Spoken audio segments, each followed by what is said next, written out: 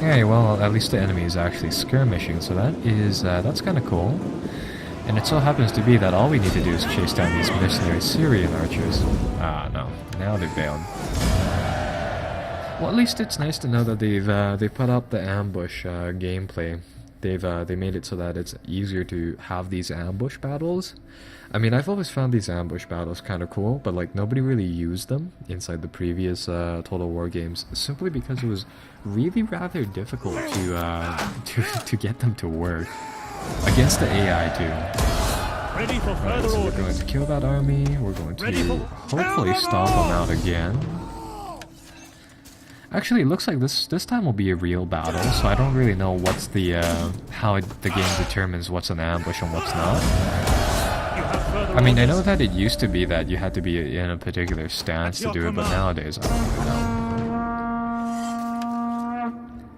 Alright, well at least we're moving up. We can, I think this will be the last Pontic tile that we had to finish off.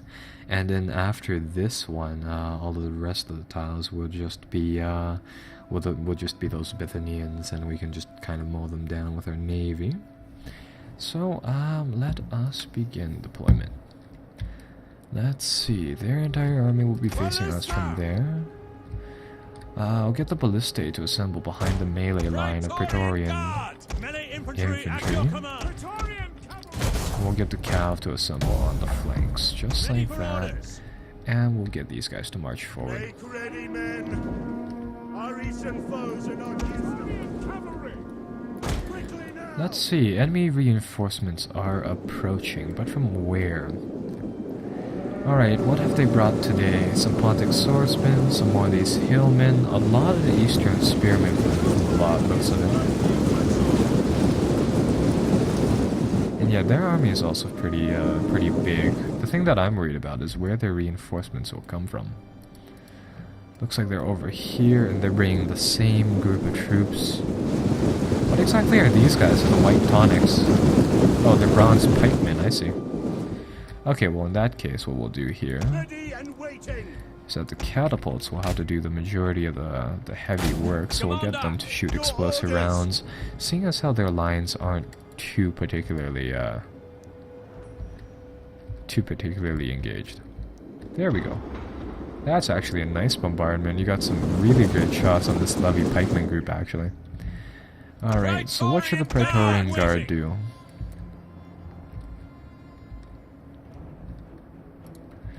I think we'll get the guards to actually hold up. And I actually want to watch this battle from their perspective, just the bombardments coming down.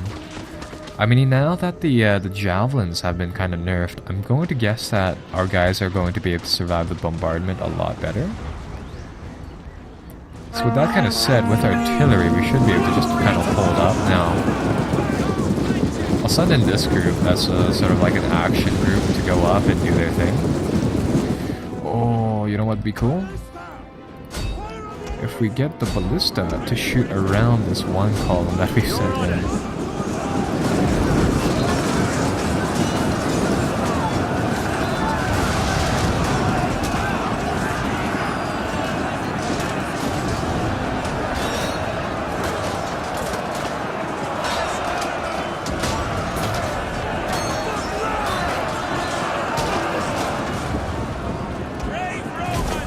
Oh, I see that they added a loose spacing button too. This is kind of cool. Oh, this thing will actually minimize the losses that we take.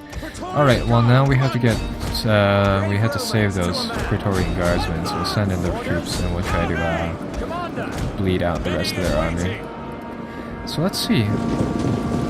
Huh. Apparently, one of our Praetorian Guards columns were whittled down by enemy javelins. Yeah, there's that one group running with like 20 people, so I guess the javelins still work. It's maybe the fact that the regular javelins do more damage than the fire javelins now. I mean, maybe it's just kind of like a utility thing now that the fire javelins are more useful to just clear areas or something like that, to do damage to obstructions, like those fortifications maybe? I don't really know, I'm just trying to reason something. with the fire javelins, seeing as how they were just so damn effective at doing the job. Anyhow, these guys have to crack the whip.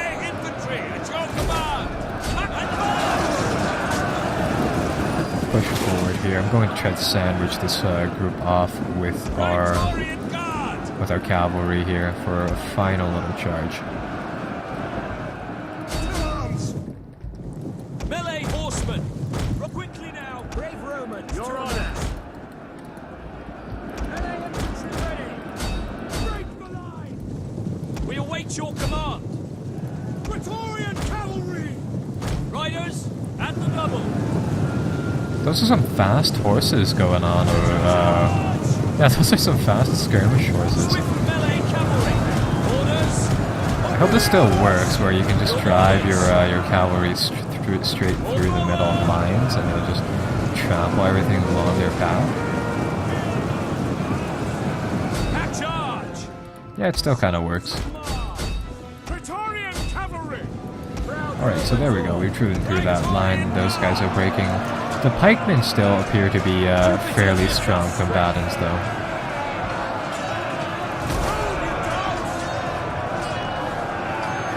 Seems to be like a passive-aggressive brawl going on over here, where it's not really a lot of casualties. It's just kind of weird seeing this group of troops fight.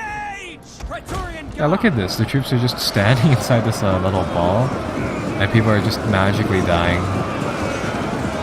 There we go. That should help our guys out.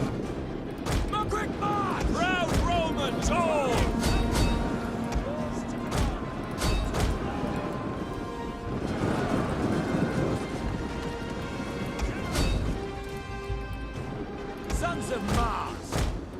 Engage!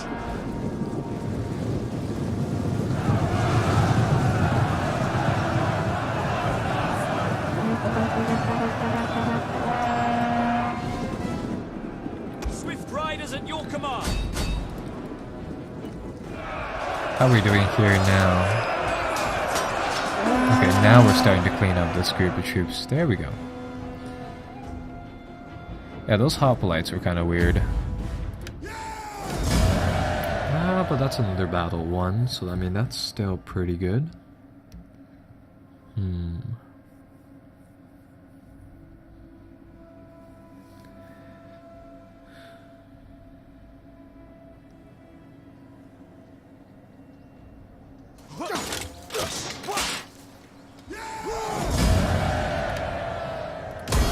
Waiting for more Alright, orders. there we go.